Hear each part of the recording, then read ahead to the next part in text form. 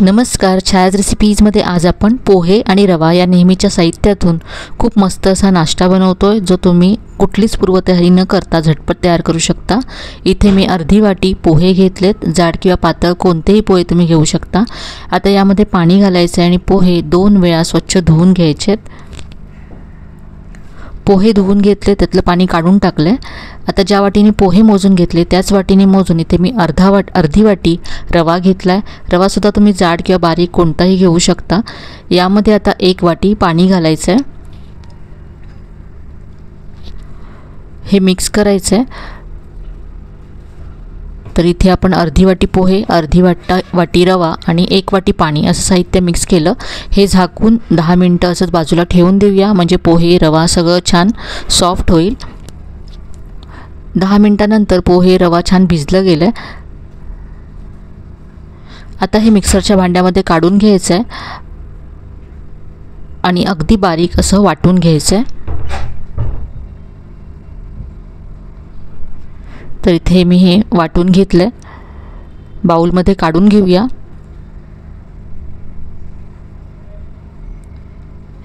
मिक्सरच्या भांड्यामध्ये पाव वाटी पाणी घालून ते सुद्धा यामध्ये मी काढून घेतलं।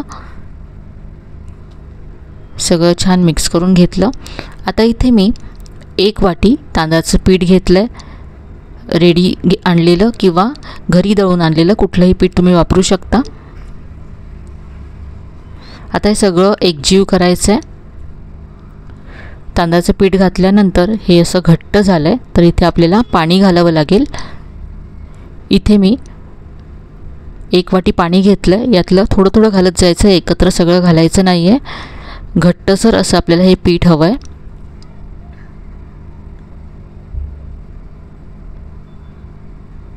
तर इथे मी अर्धी वाटी पाणी घातलं आहे आणि हे पीठ पाहू शकता तुम्ही, असं आपल्याला हवं आहे। आता इथे मी एका मोठ्या लिंबाचा रस काढून घेतला आहे, 2 चमचे रस आहे। तुम्ही याऐवजी अर्धी वाटी दही सुद्धा घालू शकता। दही घातलं तर पाणी तुम्हाला थोडंसं कमी लागेल। यानंतर यामध्ये मी अर्धा चमचा पिठी साखर घालते। पिठी साखर जर तुमच्याकडे नसेल तर पोहे आणि रवा आपण जेव्हा वाटून घेतलं त्याबरोबर अर्धा चमचा साखर घाला, म्हणजे त्याबरोबरच ती बारीक होईल। यानंतर यामध्ये चवीप्रमाणे मीठ घालायचं आहे, मी ते अर्धा चमचा मीठ घातलं आहे। हे सगळं आता मिक्स करून घेऊया।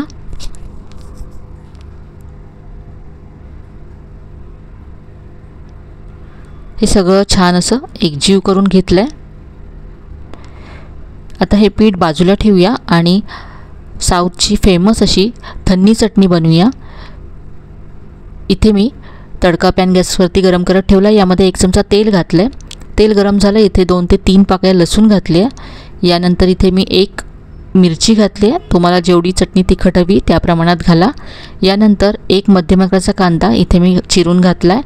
आता हा कांदा सॉफ्ट होईपर्यंत आपल्याला परतून घ्यायचा आहे। इथे कांदा आपल्याला ब्राऊन करायचा नाही आहे, फक्त सॉफ्ट करून घ्यायचा आहे। कांदा सॉफ्ट झाला की मी मिक्सरच्या भांड्यामध्ये काढून घेतला आहे। आता यामध्ये 2 मोठे चमचे भाजलेली चण्याची डाळ घालायची आहे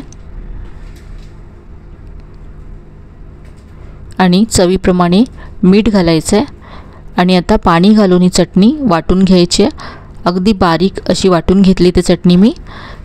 आता चटणीला फोडणी देऊया। तर इथे तडका पॅन गरम करून घेतला, यामध्ये मी 1 चमचा तेल घातलं आहे। तेल गरम झालं की पाव चमचा मोहरी घातली, अर्धा चमचा उडदाची डाळ घातली आणि थोडासा कढीपत्ता घातला आहे। आता यामध्ये एक चमचा कांदा घालायचा, अगदी बारीक चिरून घातला आहे। हा कांदा आपल्याला किंचित रंग बदलेपर्यंत परतून घ्यायचा आहे। इथे पहा कांद्याचा रंग बदलला आहे। आता यामध्ये आपण जी चटणी वाटून घेतली आहे ती घालायची आहे।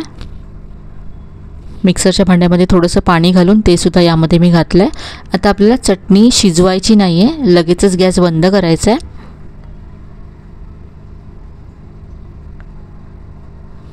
तर ही आपली मस्त अशी थन्नी चटणी तयार झाली आहे। चटणी तयार आहे। आता आपण पुढची कृती करूया। हे पीठ आपण जे तयार करून ठेवलं होतं त्यामध्ये चिमूटभर बेकिंग सोडा घालायचा आहे, सगळं मिक्स करून घ्यायचं आहे। तर इथे आपण इन्स्टंट डोसे बनवतो आहे म्हणून इथे मी बेकिंग सोडा वापरला.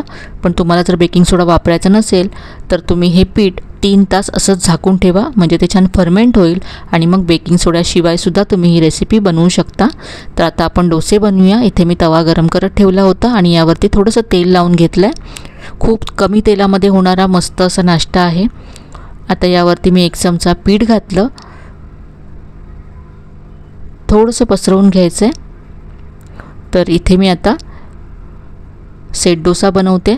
पण तुम्हाला जर उत्तप्पा बनवायचा असेल तर तुम्ही यावरती भाज्या चिरून घालू शकता. कांदा, शिमला मिरची, किसलेलं गाजर, टोमॅटो अशा सगळ्या भाज्या एकत्र करून तुम्ही याच्यावरती पसरवून घ्या. तुमचा उत्तप्पा तयार होईल. तर इथे पाहू शकता मस्त अशी जाळी आली याला. वरून ड्राय झाला आहे आता हा डोसा. आता आपण याला उलटून घेऊया. यामध्ये आपण अर्धा चमचा साखर घातली, त्यामुळे डोस्याला रंग खूप छान येतो.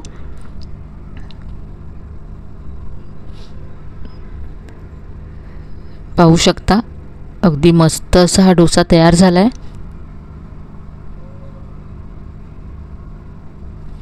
काढून घेऊया.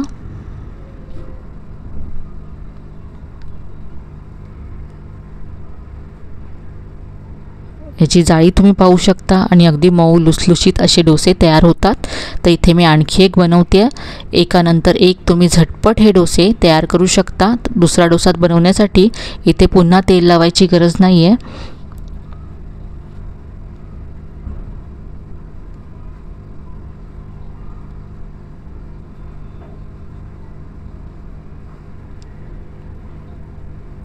नेहमीच्याच घरच्या साहित्यातून खूप मस्त असा हा झटपट नाश्ता तयार होतो.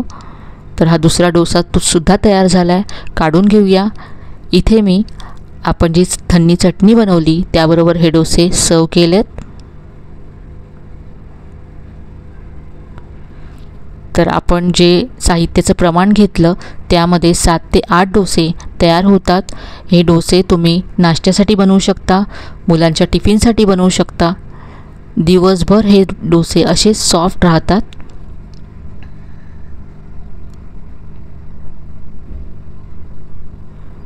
तर एकदा तरी ही रेसिपी तुम्ही नक्की ट्राय करून पहा. आजची रेसिपी तुम्हाला कशी वाटली कमेंटमध्ये कळवायला विसरू नका. रेसिपी आवडली असेल तर व्हिडिओला लाईक करा, शेअर करा. चॅनलला अजून सबस्क्राईब केलं नसेल तर नक्की सबस्क्राईब करा.